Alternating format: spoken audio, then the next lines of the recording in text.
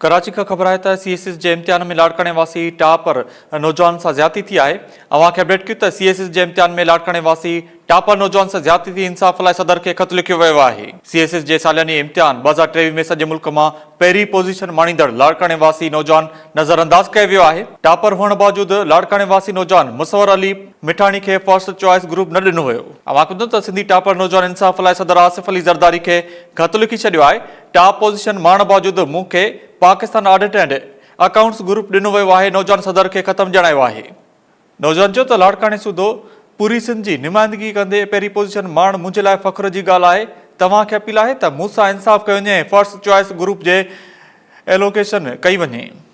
इन हवाले सां लाइन ते मौजूद आहे शाहिद मीरानी जी। शाहिद मीरानी तफ़सीली जो CSS के सालियाने इम्तिहान 2023 में सॼे मुल्क में पहिरीं पोजीशन माणींदड़ लाड़काने वासी नौजवान मुसवर अली मिठियाणी सां लॻापियल अख़्तियारनि पारां वॾी नाजाइज़ी वारो मामिलो जेको आहे उहो साम्हूं आयो आहे।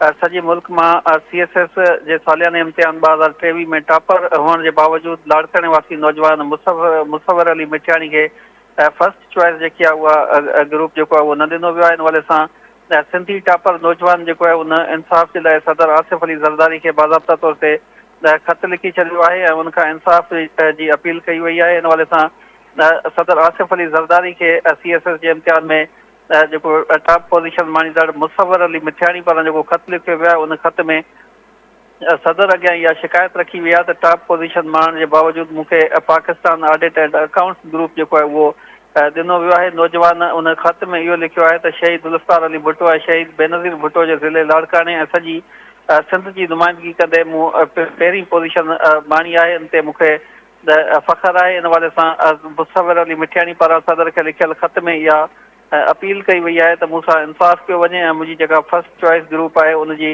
एलोकेशन कई वञे। इन हवाले सां तव्हांखे ॿुधायां त CSS जे सालियाने इम्तिहान 2023 में सॼे मुल्क मां लाड़काने वासी जेको नौजवान आहे मुसवर अली मिठियाणी उन पहिरीं पोजीशन माणी हुई, पर उनजे बावजूदि उनखे जेका उनजी फर्स्ट चॉइस हुई उहा उनखे ॾियण जे बजाए उनखे जेको आहे Pakistan audit and accounts group जेको आहे ॾिनो वियो आहे, जंहिं ते नौजवान जेको आहे एतिराज़ वारियो वियो आहे ऐं नौजवान पारां सदर आसिफ अली ज़रदारी खे ख़त लिखी उनखे अपील कई वई आहे त मुंहिंजो जेको फर्स्ट चॉइस ग्रुप आहे उहो मूंखे ॾिनो वञे। जी, वॾी महिरबानी अपडेट करण लाइ शाहिद मीरानी।